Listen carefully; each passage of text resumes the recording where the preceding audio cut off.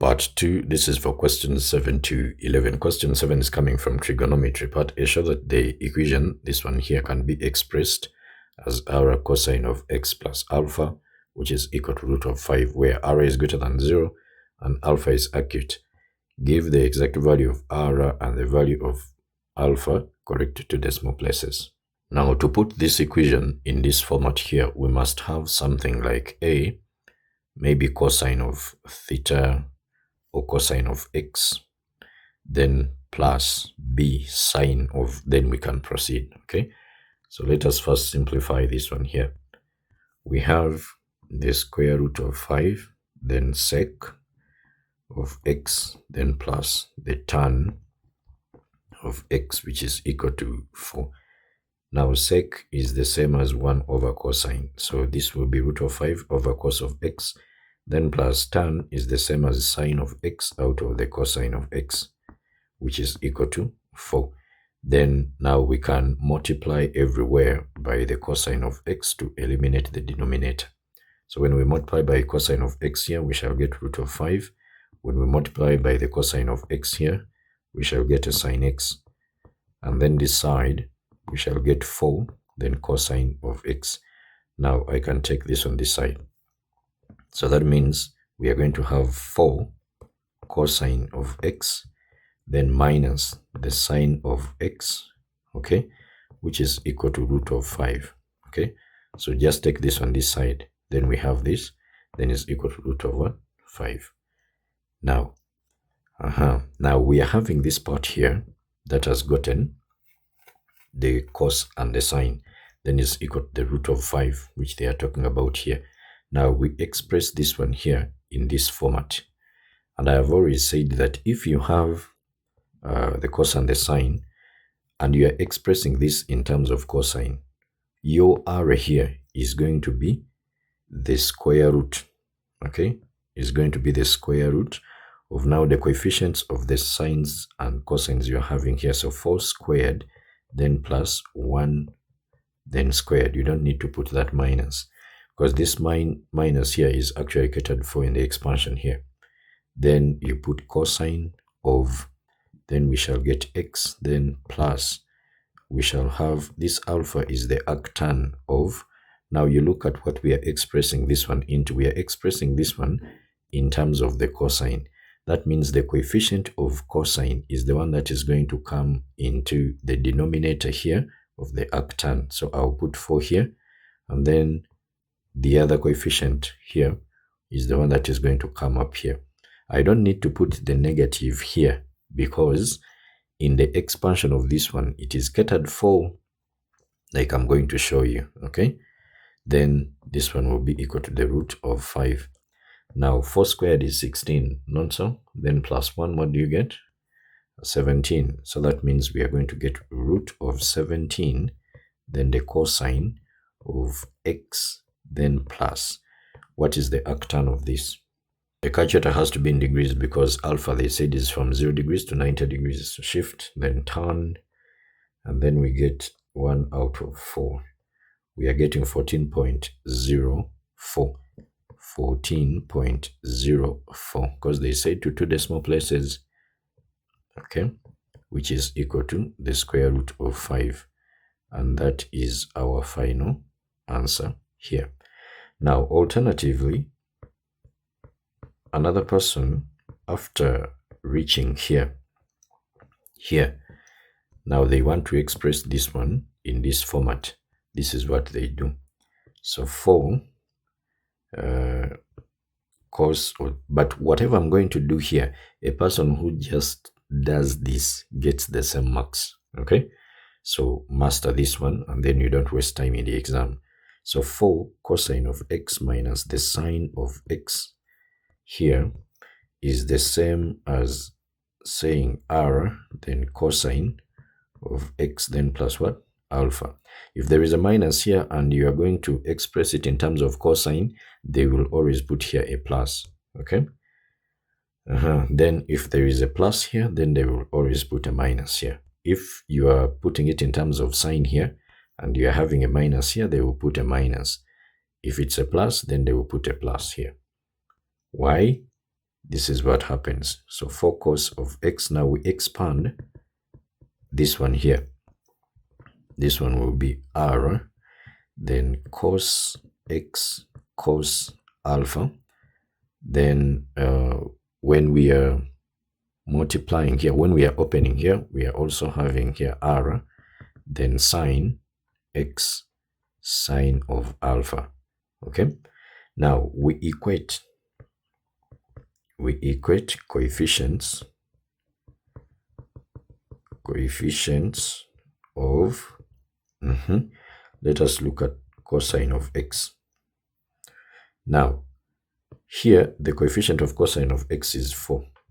Then this other side, you cover the cosine of x, you'll get r, then cosine of alpha. So r cosine of alpha. Then you also equate the coefficients of sine x. So here there is a -1.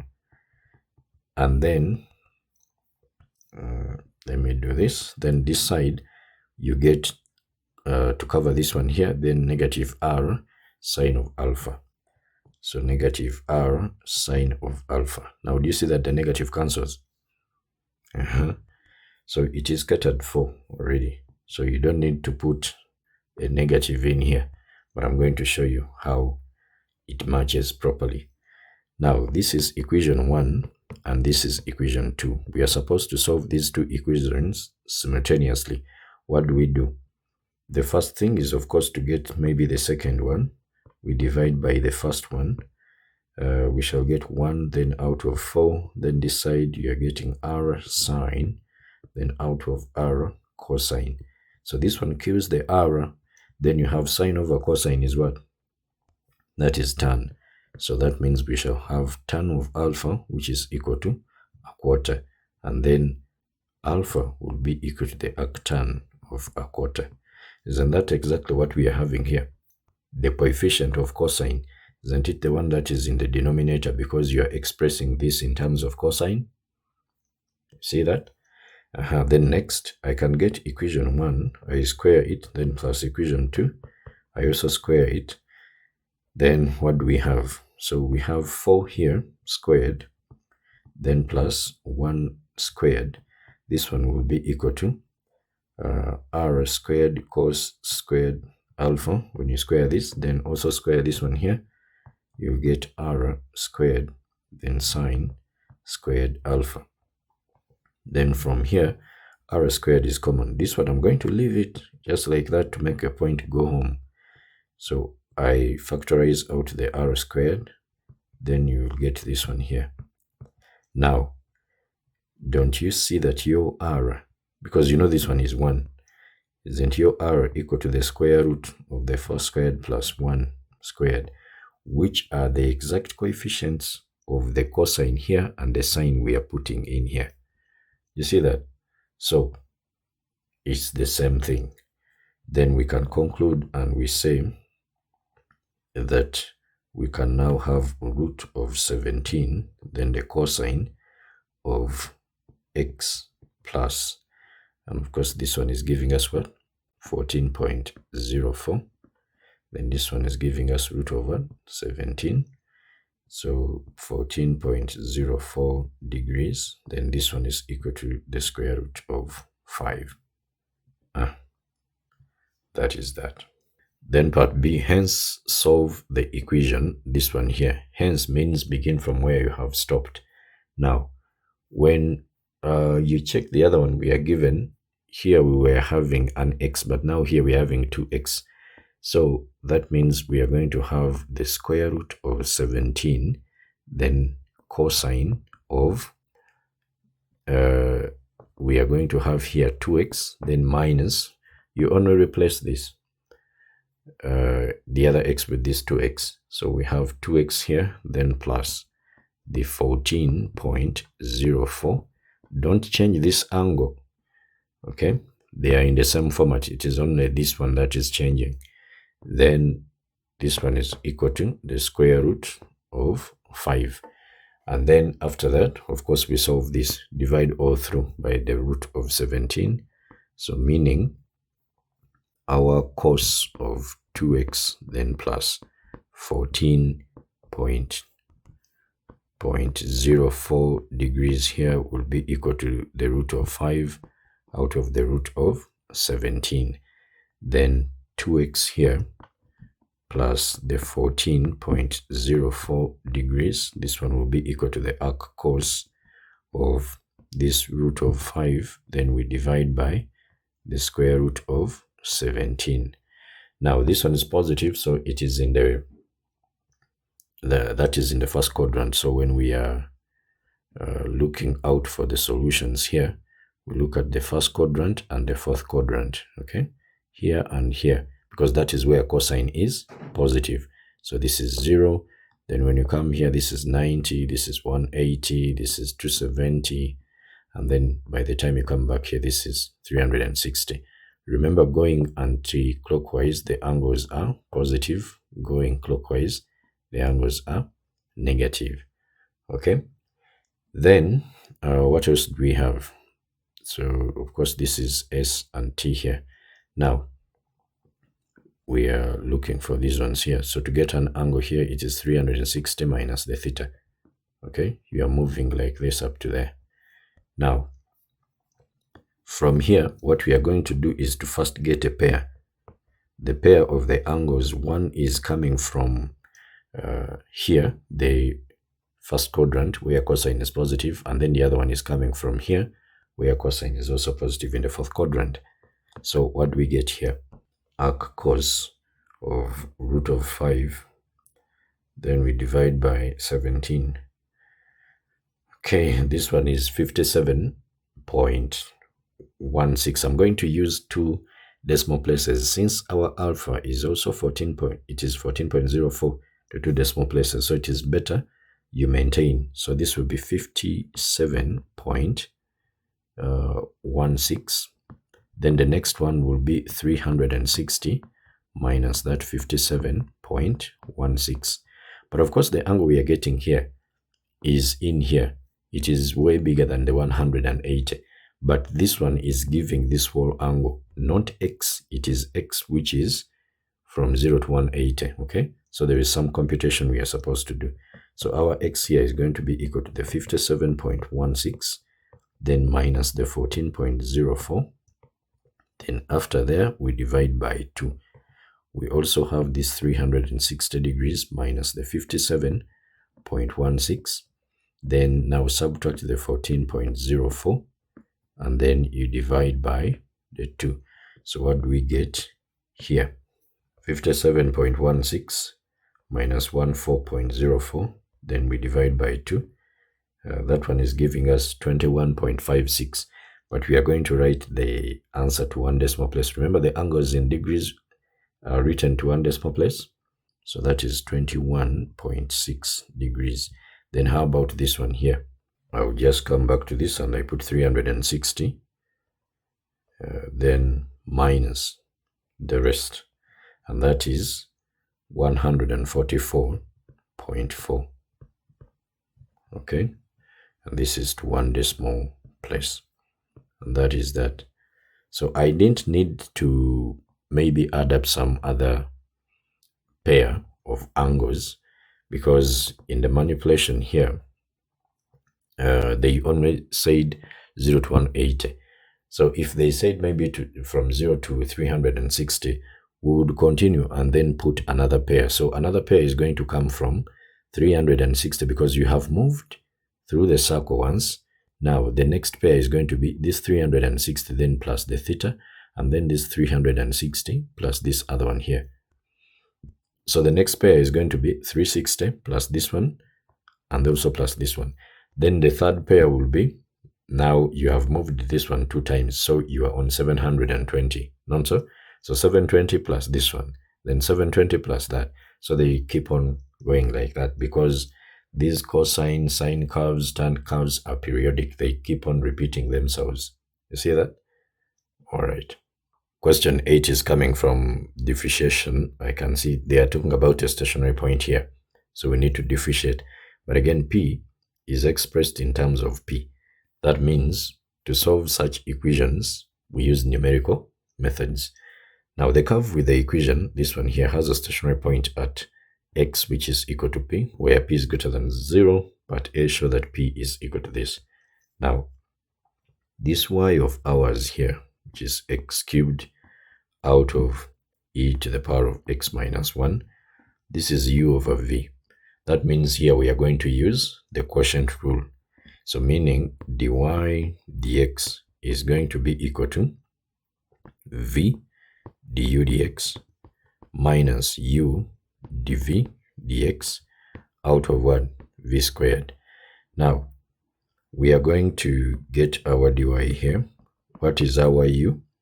Our v is this one, the denominator. So we have e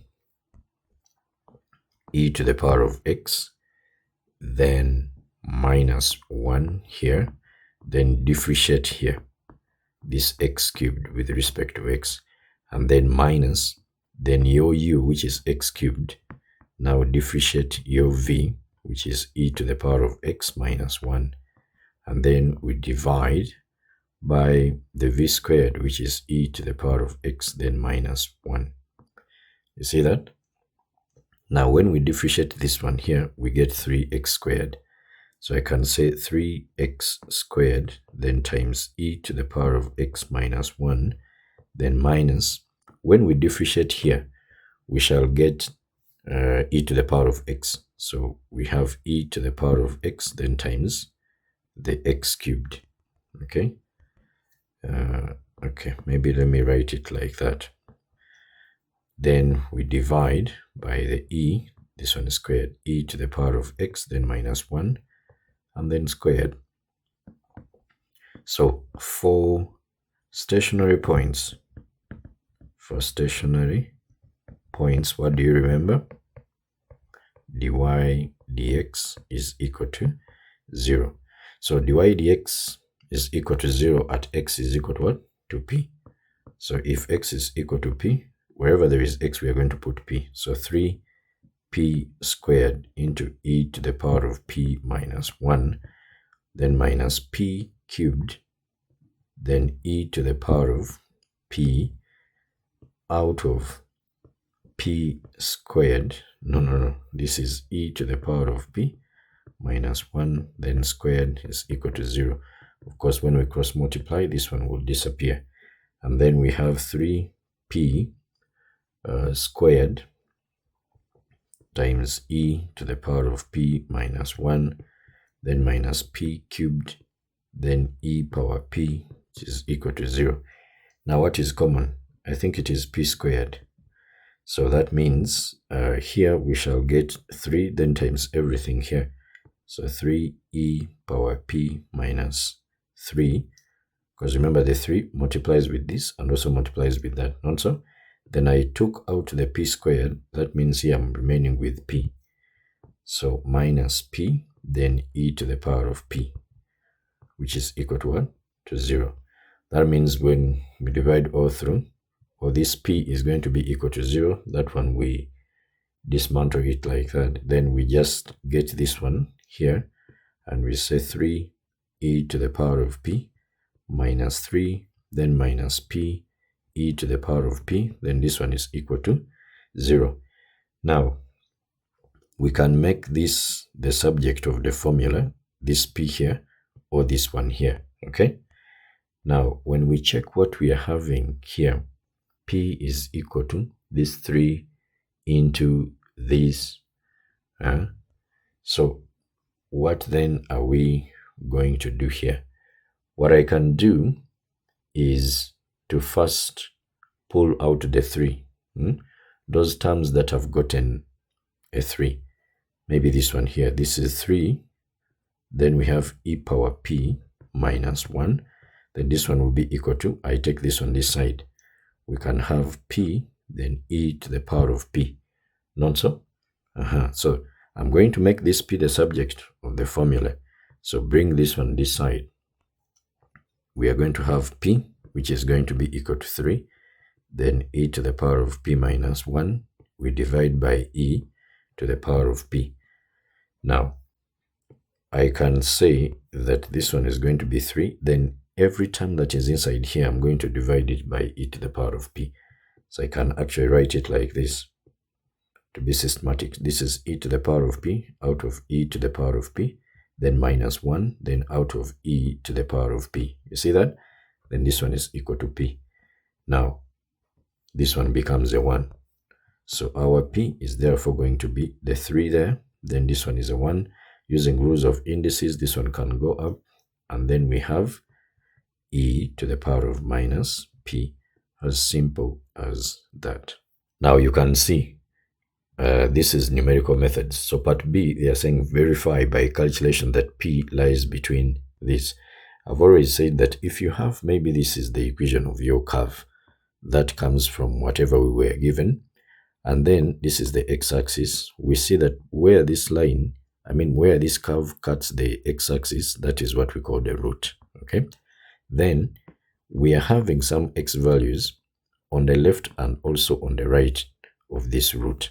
But now if you look at this x coordinate, it has a corresponding y coordinate that will be above the x-axis. Okay, and that one is going to be positive. Then this other one here, based on what I've drawn, will have a corresponding y coordinate that is actually below the x-axis, and this one is going to be negative. What does this mean? If the root is existing between two values, then when you get to those values and you substitute them in the equation of the function, you should get a positive value, and also one should give you a negative value. Is that clear? All right. Now, from what we are given, we are having p, okay? We are having p, which is equal to, then 3 into 1 minus e to the power of negative p here. Now, what we can do, because when we are finding the root, we have to find a function of p, which is equal to 0. So when you put that p there, the function gives you a 0. So that is the root. Now, you don't need to disturb yourself or waste time. You can just bring this one this side, or you take this one this side, okay, to get the function. So we can have p minus 3 into 1 minus e to the power of negative p, and then you say that one is equal to 0. So meaning that your function in terms of p is going to be p minus 3, then 1 minus e to the power of negative p. Then we substitute these values here. So we can get f of 2.5. Then this one will be 2.5 wherever there is p, minus this 3, then 1 minus e to the power of negative 2.5. You see that? Then you will get a certain value. You also do the same for f of 3. So we shall put a 3 here, then minus 3, then minus, this is e to the power of negative 3. You will also get another value here. One of these two should be positive, then the other one what? Negative. So let's check and we see. 2.5 minus 3 into 1 minus, then e to the power of negative 2.5. Then we close the brackets. This one is giving us a negative. So negative 0.2537. 25, negative 0.2537. And the rest of the figures that come forth, how about this one? Since this one is a negative, this one should be a positive. I'll just come to this, then where there is a 2.5, I put a 3, okay? And also this other side, we shall put 3. You can see that it is a positive, so 0.14936, 0.14936, and the rest of the figures that come forth. Now, since we are seeing the change of sign, then that means p lies between this. So you conclude by putting a statement. You say, since there is a change of sign, since there is a change of sign between f of 2.5 and f of 3, then you just write this statement here. P lies between 2.5 and 3. As simple as that. Then the next part is to find that value of p. Use an iterative formula based on the equation in part A to determine p corrected to decimal places give the result of each iteration to 4 decimal places. Now, we don't have the initial approximation, and I've already said that you use the value that is in the average. You can pick any value that is in between these two. You can pick 2.9, 2.7, 2.1. You can also even start from maybe 2.5 or 3, okay? But I've always recommended, if just like I said that this is the root here, then you have a value, and here, if you get the average of these two, then you are nearer to the root. So you use the initial approximation as the average of the two. So we say let the initial, but you are free to use whatever you get, but we all get the same answer. Let the initial approximation be the average of the two. So P1, or maybe if you want, you can say P0. So that is 2.5, then plus 3. We divide by 2. This one will be 2.75. Now what will be our P2? Our P2 is going to be, now you substitute in the other formula, which is 3 into 1 minus e to the power of negative p. So this is negative 2.75. So what do we get here? I'll just come to this and then I remove that. Then I go here. Then I put the 2.75. That is 2.8082. 2.8082. 4 decimal places. Then to get the next one, you don't just come here, you go to your calculator and then you put answer. No, you put this value here, because usually that one can fail you. You can fail to get the exact answer that is needed rounded to 2 decimal places. So what do we get for the next one when we substitute this here? So 3. Actually, after substituting here, the first one, you don't need to again show that you are substituting this one in here. Just show the examiner this first one here. The rest, you just write what? The values, okay? Like that. Now, let us proceed. I'll come to this one up here, and then I put 2.8082. What have I written? 2.8082. Then that is 8191. 0 point, it's not 0, it's 2.8191. Next, we shall come back here, and then we put 8191. That is 8210. 8210. When do you know that you're supposed to stop? You look at your rounded figures here to 2 decimal places. And of course, when we look at this is 2.81. You see that? This one here is 2.82. Then this one here is 2.82. Now, these are two that are giving me the same value. Now, that means this one here is the minimum number of iterations I can perform in this dry run. You see that? So we do one more, okay? We do one more to confirm. There must be 3 values that give you the same value to the required degree of accuracy. You see that? Now, let us do one more and then we confirm whether it is 2.82. So we come back here and then we put 2.8210. Then we get 2.8214. 2.8214. Now, all of these 3 are giving us 2.82. Now, that therefore implies that P is equal to 2.82 to 2 decimal places. And that is that. Question 9 is coming from vectors. With respect to the origin O, the position vectors of points A, B, and C are given by these ones here. Then the midpoint of AC is M, and the point N lies on BC between B and C, okay? And is such that BN is twice NC. Part A, find the position vectors of M and N. I'm going to sketch something well here. Maybe we have something like that. This is point A, this is B, this is C. Then we also have the AC here, probably. And they said Bn is twice Nc. So we are going to put N onto this. Maybe it will be around here. So this Bn is twice Nc. So we are seeing an NC here. That means even here I can have an NC and then an NC here. So that means we are having how many NCs in BC? We are seeing 3 of them. This one, and that one. Not so? All right. Then M is the midpoint of what? Of AC. So M is here. Now, find position vectors O to M. So maybe suppose our O is here.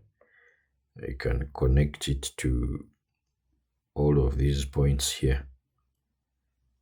All of these points begin from the origin. Just that. I'm not saying that this O, that OABC is maybe a parallelogram or a rhombus. I'm just sketching something small just to guide me on. So all of these ones are beginning from the origin.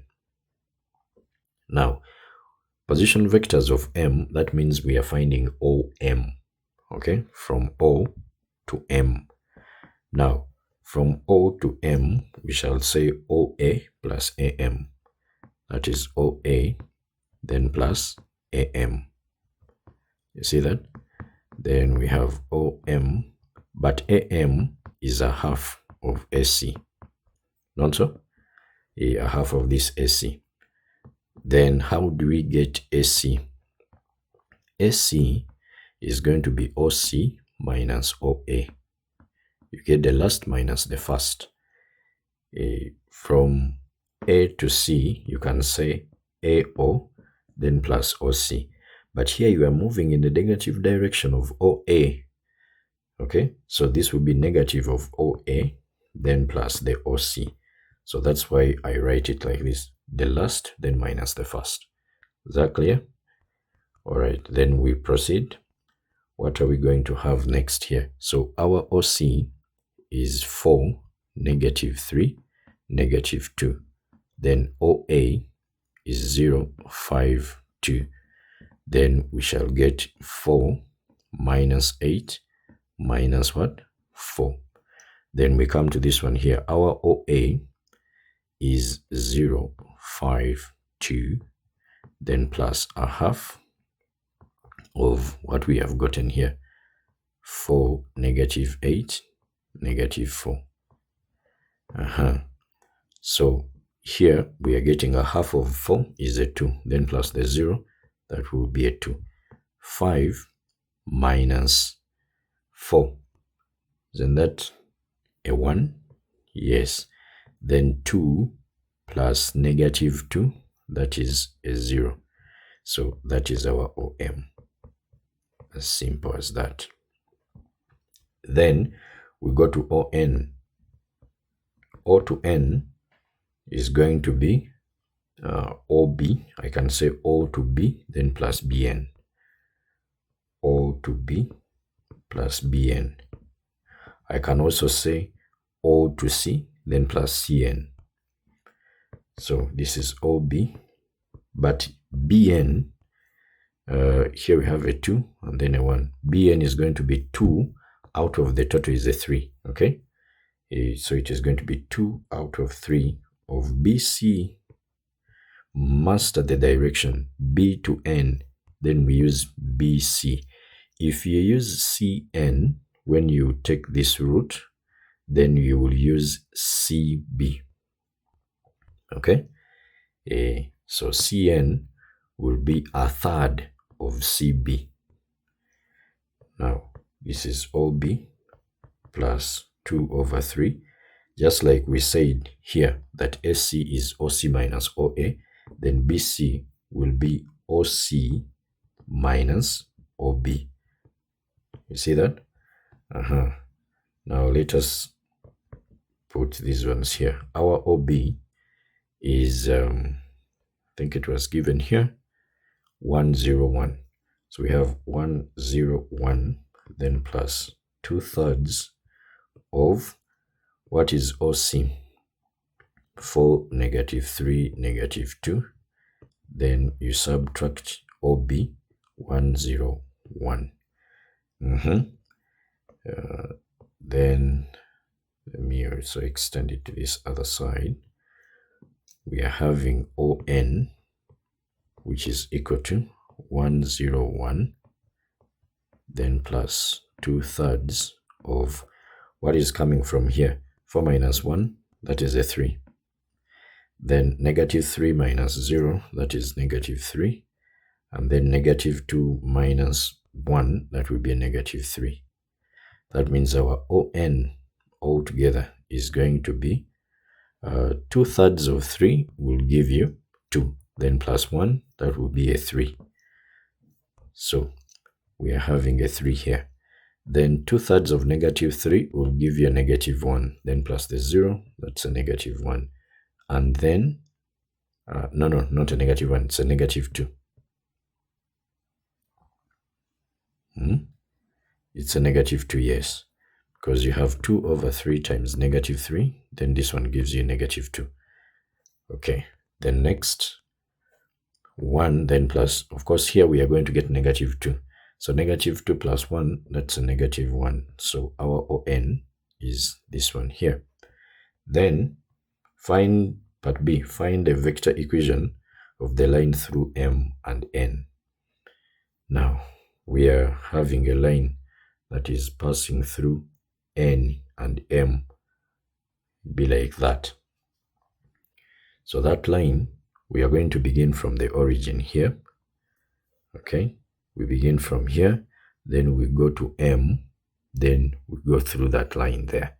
Okay, now when we do so, in fact, let me just do an illustration here.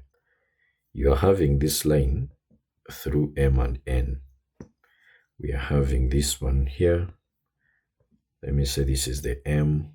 You're having an N here, but then there is another point R on that line. It is continuous, but then there is an origin where you're starting from. Connect this to N, to M, and also to R. Okay, this is R, and this is N here, and then this is M. Now, for me, when we are finding the equation of a straight line, we are locating this point on that line. So OR is going to be equal to OM, then plus MR. But this MR is something times this MN, which you know. You see that? Yeah, it is like you are beginning from your home, then you connect to the road here. Then this road continues. But as you drive away from your home, there is a point that you know, maybe you always make a stopover. You see that? And then you proceed. So we don't know, wherever you are proceeding, you are getting this distance, which is known here, times a certain scalar to give you that. So we shall have our OR, which is equal to OM, then plus a scalar, then times the MN, which I know. You see that? The MN. And then how do we get the MN? Like before, you get the last, then minus the first. So our ON, we have gotten it as 3, then minus 2, minus 1. And then OM, we have gotten it as 2, 1, 0. So this one will give us 3 minus 2, that is a 1, then here -3, then -1.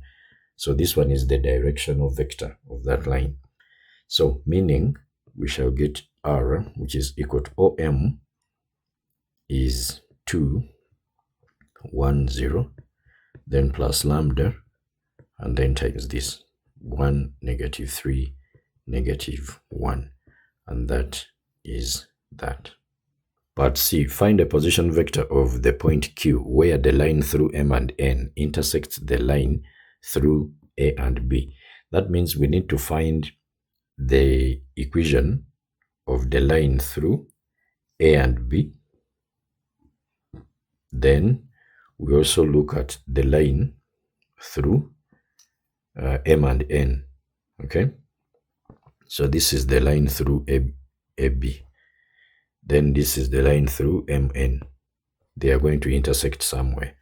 And if they intersect, that means they have the same x coordinate, same y coordinate, same z coordinate. You see that? So we need to find the equation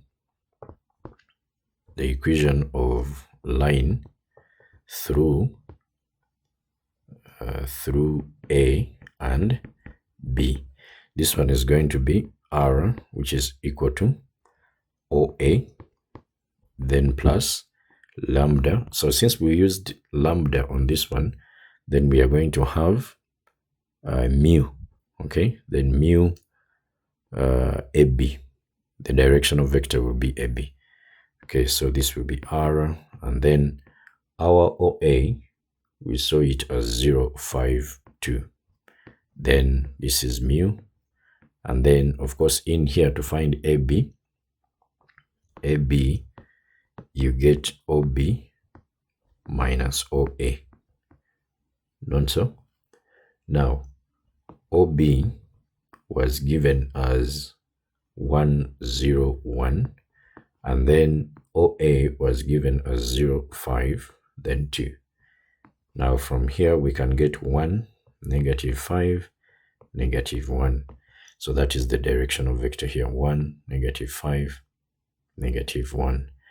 Now, for the intersection of these two lines, for the intersection, I'll get the parametric equations of this MN. I equate them to the parametric equations of AB. So for MN, remember, we had 2. If we can look back here, so the x coordinate is 2 plus lambda, then the y coordinate is lambda minus 3, 1 plus minus 3 lambda, and then 0 minus lambda. So I will come to this one here and I say this is 2 plus lambda, and then 1 minus 3 lambda, then minus lambda. So this one here shall be equal to, the x coordinate here will be mu here, the y coordinate, this one looks weird, 5, then minus 5 mu, 5 minus 5 mu, and then 2 minus mu. So 2 minus mu, like that. Okay, we equate them. So that means this is equal to that.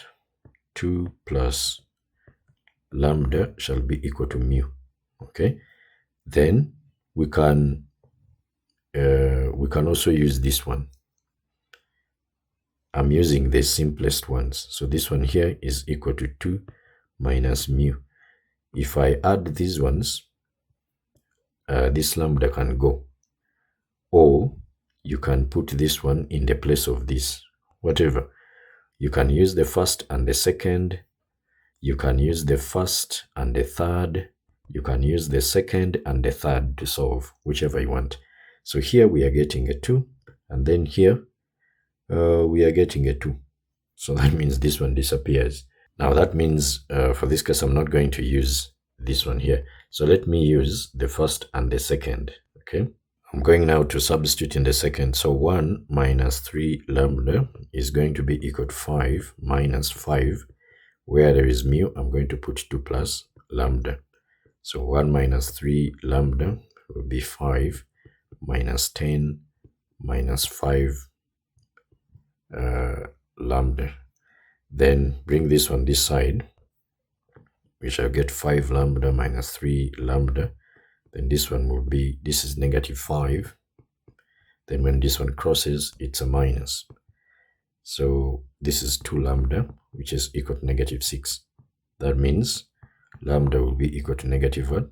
3. So if lambda is equal to negative 3, then what will be our mu? So therefore our mu shall be equal to 2 minus 3, which is negative 1. Then after getting that, we can now substitute our OQ can be any of these. A point here, it can be, you can use this or you can use this. Actually, after getting the lambda here, I don't need to find the mu if I'm going to use this, okay? But you can find the mu if you're going to use this one here. So whichever you use will give you the q. Now, we shall have 2 minus the 3. I'm using this one here. Then 1 minus 3 times negative 3, and then minus of minus 3 here. So that means our OQ can be equal to negative 1, then 9 plus 1, that will be 10, and then this one will be a 3, and that is that. You see? So this is going to be our answer. Or if you want, you can say OQ is going to be, we can use this one here. Mu is negative 1. Then come to this one here. It will be 5 minus 5 times mu is negative 1.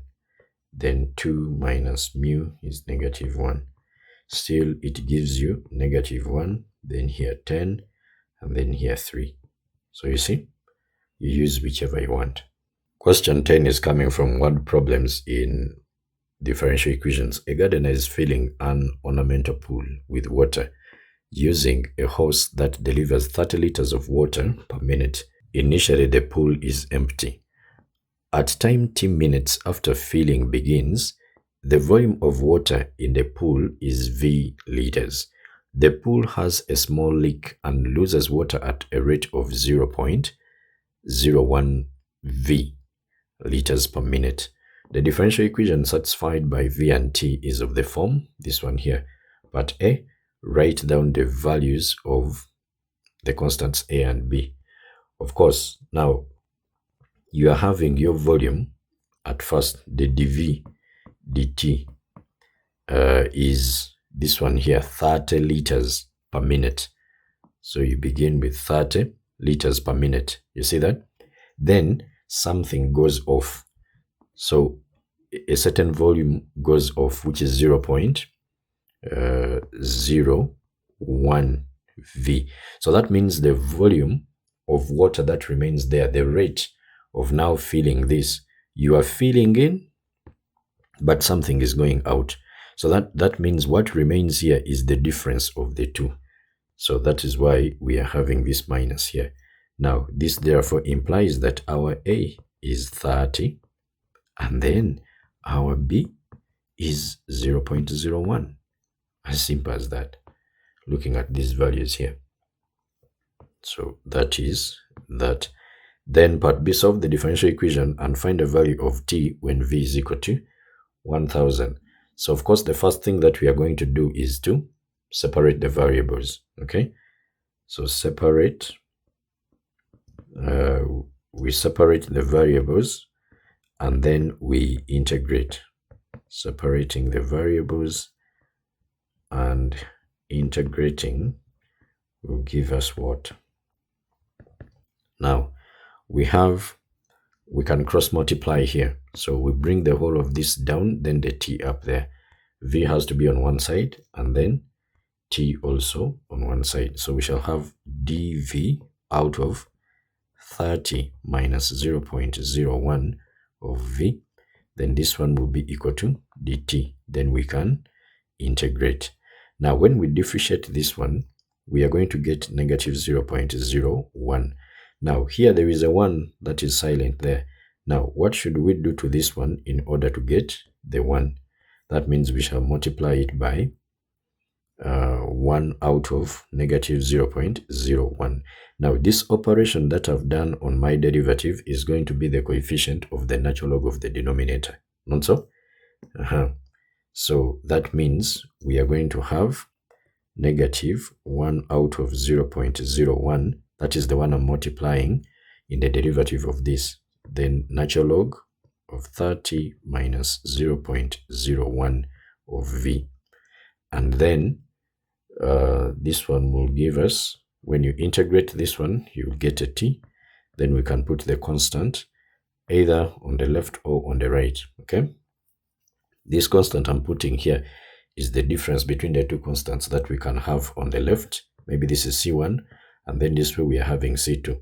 But these constants, of course, are different because you are not integrating the same functions. You see that? Then a constant minus a constant, you are getting a constant. So that's why we put it on one side, and better to put it on the right. Is that clear? Now, what we have gotten here is what we call the general solution of the differential equation. Then we use what we are given here at the start. We use the initial values. After using the initial values, then we get the value of C. So the value of C that we are going to get, now this whole thing becomes the particular solution. Now, at t is equal to 0, at t is equal to 0, they are saying that initially the pool is empty. So at t is equal to 0, that means there is no volume in the pool. So that will be 0. But of course, this one is going to be 100. So negative 100, then the natural log of 30, natural log of 30, because this one is 0. Then this one will be equal to the C there. Then meaning that our particular solution is going to be negative 100, then the natural log of 30 minus 0.01 of V. Then this one will be equal to T, then minus 100, then the natural log of 30. You see that? Now I can simplify this. I make T the subject of the formula because they want the value of T when V is 1000. So bring this on this side. That means we shall have negative 100, then the natural log of 30 minus 0.01 of V, then plus 100, natural log of 30, then this one will be equal to T. Is that clear? Then we can say for V, which is equal to 1000, now our T shall be equal to negative 100. In fact, I can simplify this, and I say first put 100 is common. Then you pull it out, then you have the natural log of 30, the minus here, then the natural log of 30 minus the value of V is 1000, not so? All right. Then we proceed. T is going to be 100 here, then the natural log of 30 here, then minus, this will be, no, something is wrong here. I need to write it like that, then put 30, then minus the natural log of, this one will be 10. 1 over 100 times 1000, these ones go, then we get a 10. So meaning we shall get 30 minus the 10, which is 20, not so? Using rules of logarithms, this will be 100, then the natural log of 30 divided by what? 20. And if they want the exact value of t, then it is going to be 100, then the natural log of 3 out of what? 2. So I can write this one to 3 significant figures, or I can even just leave it here. But to 3 significant figures, what is it? 100, then the natural log of 1.5. This one gives us 40.5. So that is 40.5, of course, minutes, because this one was, the time was given in minutes or seconds, liters of water per minute, so it is in minutes. Part C, obtain an expression for V in terms of T, and hence state what happens to V as T becomes large. Now, remember we had negative 100, then natural log of 30 minus the 0.01 V, then this one was equal to T, then the value of C was 100, and then the natural log of 30. So that's what we were having here. Let us check again. Yes, from here. Now I have to make v the subject of the formula. So what I'm going to have here is to bring these ones that have got a natural logarithm onto one side. Okay, so we are having 100, then the natural log of 30, then minus 100, then the natural log of 30 minus the 0.01 of v, which is equal to t. Okay, now this will be 100, then the natural log of 30. Using the rules of logarithms, I will divide this one. So 30, then minus 0.01 of v. Are we there? Which is equal to t. Then we can divide all through by 100. Then we get natural log of 30 out of 30 minus 0.01 of v, which is equal to t out of 100. Are we there? Then next, I can have, I can take this one up. I can just say this is 30 out of 30 minus 0.01 of v. This one will be equal to e to the power of t over 100. Not so? Then we can cross multiply. You get 30, then out of e to the power of t over 100, which will be equal to 30, then minus 0.01 v. Not so? Now we are making this v the subject of the formula. So bring this one this side, take this one this way. Then we can have 0.01 v, which will be equal to 30, then minus 30, then out of e to the power of, in fact, I can write this one as 0.01 of t. Not so? Then we can divide all through by 0.01. But remember, this one is the same as v over 100. And so that means this v is going to be 100 when we cross multiply into 30 minus 30 out of e to the power of 0.01 of t. Now, there's something we're going to do here. So this one is the expression we can have here. Or I can even pull out the 30 and then it multiplies with the 100, then we get 3000. Then here, since 30 is out, I can have 1, then minus 1 out of e to the power of 0.01 of t. You see that? I can have this one here. Then they said that hence that what happens to v as t becomes large. So as t tends to infinity, you are getting a very big value. You are putting it on this e here. So e power infinity is going to be a very big value still. Now 1 here, 1 out of a very big value becomes a 0. Not so. Because you get 0.00000 whatever. So 1 out of infinity then shall be equal to 1. Or I will say 1 out of e to the power of 0.01 of t will approximate to 0. So therefore, our v is going to be equal to, this one has gone to 0. So 3000 times 1, what do you get? 3000. So I will say that v approximates to 3000 liters. And that is that. Question 11, I can see it is coming from partial fractions.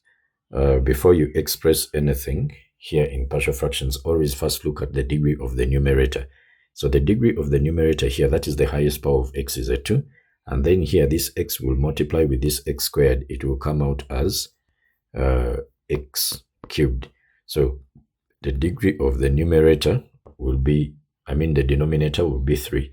Now, if the degree of the numerator is less than the degree of the denominator, you can go ahead and you express your function in partial fractions. But if the degree of the numerator is greater or equal to the degree of the denominator, that means you're going to, you are having an improper fraction. So you need to first long divide to get a mixed one. But for this case, we are going to just continue. So 5 minus x, then plus 6x squared. Then we divide by 3 minus x, and then 1 plus 3x squared. So I can see a linear factor here.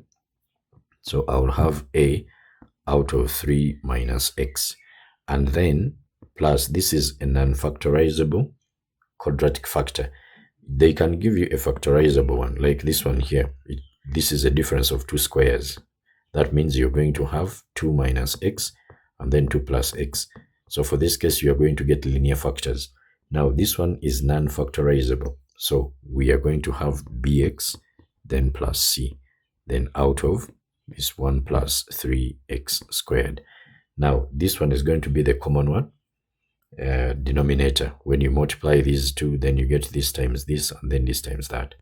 So we shall have a times the 1 plus 3x squared, then we shall have bx plus c, then times this 3 minus x, then we shall equate this one to this, which is 5 minus x, then plus 6x squared. Why are we doing that? It's because this one is over this one here. It is the common denominator, but it is the same as for this one here, and we are getting one fraction that is coming from here. You see that? Now this is the common denominator, it can cancel, and then the numerators are also going to be equal. So that is why after multiplying all of these ones here, then we equate them to the numerator that we are seeing there. Then after that, we get values of x that we can substitute in here such that we can terminate some of the terms. If I get this one and I equate it to 0, that means x is equal to 3. So we say that if x is equal to 3, this one disappears, then I will be remaining with this one here. Not so? Then 3 squared is 9 times 3, 27 plus 1, 28. So I'll have 28 of a, which is equal to 5, then minus 3, then plus 6 times 3 squared. So our a will be, this is 9 times 6, that is 54. Not so? 54 plus 5, that is 59. 59 minus 3, that is 56. Then we divide by 28, and this is 2. So a is equal to 2. Then this one, when I equate it to 0, I don't get real values, okay? But then if I equate this one, I can see that b here is multiplied by the x. So if I choose x to be equal to 0, that means I will eliminate the b. So here I will have a times 1, which is a, then plus, this one of course has gone, then 3 times the c, that is 3c, then this side, these ones will go when we put 0, this will be 5. So what is our c? It will be 5 minus our a is a 2, then we shall divide by a 3, and c becomes a 1, not so? Then, since the values of x are done, which can terminate some of the terms here, what we can do is to get any other value of x we want, and then we substitute, and I will use the easiest. So if x is equal to 1, here you will get a 4, so 4a, then plus 3 minus 2, I mean 3 minus 1, that will be a 2, then times b, then times c, then here you have 5 minus 1, that is a 4, 4 plus 6, that is a 10. Now we are looking for b. In fact, I can divide all through by 2, then we are getting 2a plus b plus c, which is equal to 5. Then our b is going to be 5 minus c, which is a 1, minus 2 times 2. Okay, then you can see that this is a 4 and this is a 4. So b becomes a what? A 0. So what does this therefore imply? That our f of x is going to be equal to, we have an a here, which is a 2. So it is 2, then we divide by 3 minus x, 3 minus x, and then we have bx plus c. So b is 0, but then c is 1. Then out of 1 plus 3x squared. So this is what we are having here. Now, if they give you partial fractions in part A, expect the second part to come from either integration or binomial expansions. But binomial expansions, we saw them before. Then the next part has to come from integration. And here part B, they are saying find the exact value when you integrate f of x from 0 to 1 with respect to x, and then simplify your answer. So this simply implies that we are integrating from 0, the f of x with respect to x. Now this one will be the integral from 0 to 1. Our f of x is 2 out of 3 minus the x. Then we also have 1 out of 1 plus 3 x squared, like that. Okay, now since here we are seeing something, then plus x squared, and here there is a constant, then we are going to use the arctan. So there is this one here that when you are integrating, you check in the list of formulae, 1 over a squared, then plus x squared with respect to x. This one is going to give you 1 over a, then the arctan of x out of a. Okay, now for this one, I'm going to do the same. I must have the coefficient of x here has to be, the coefficient of x squared has to be a 1. But here we are seeing a 3. Now, when we are integrating this 1 over 1 plus 3 x squared with respect to x, this one can be the same as saying we are making the coefficient of x squared here a 1. So what do? We factorize its coefficient. So we pull it out. That means this one we shall now divide it by 3. So we have a third here, then plus the x squared here. You see that? Then we proceed. I can take these 3 out, then we shall have a third, then the integral. Now I need to put it in this format. So this a third here is the same as saying 1 out of root of 3. Then you square it. It is going to give you a third, not so? Then plus x squared. So now don't you see that this one looks exactly like this? So our value here, our a is this 1 over root of 3. So we have 1 over, the a is 1 over root of 3. You see that? Then the arctan of x, then out of our a is 1 out of root of 3. You see? Then simplifying this can be 1 over 3. Then the reciprocal of this, because this one will be now root of 3. Then the arctan of now root of 3 times the x. Now, going back here, the integral from 0 to 1 of f of x with respect to x will be equal to, when I differentiate this one here, I get a negative 1. But what can I do to this negative 1 in order to get the 2 that is here? I'll multiply it by a negative 2. Now, this operation I've done on my derivative here is going to be the coefficient of the natural log of the denominator. So we shall have negative 2, then the natural log of 3 minus x. Then this one, it is root 3 over 3. Root 3 over 3 is the same as 1 over root 3. Okay. Then the arctan of root of 3 times the x. Then we can put the limits here, 1 and then 0. So this will be negative 2. Then the natural log of, when you put 1, 3 minus 1, that will be a 2. Then plus the natural log of 3 over 3. Then the arctan of, when you put 1 here, that will be, root of 3. Then we subtract.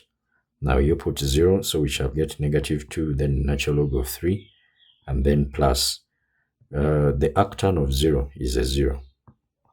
So we don't waste time there. Then here you get negative 2, natural log of 2, and then plus, this is root of 3 over 3. Arctan of root of 3, that is 60 degrees, but you don't write here 60 degrees, you write it in radians. So that is pi over 3. Are we there? Then when you open here, of course, this one is going to become a plus, which is 2 root of 3. And then from there, I can see that 2 is common.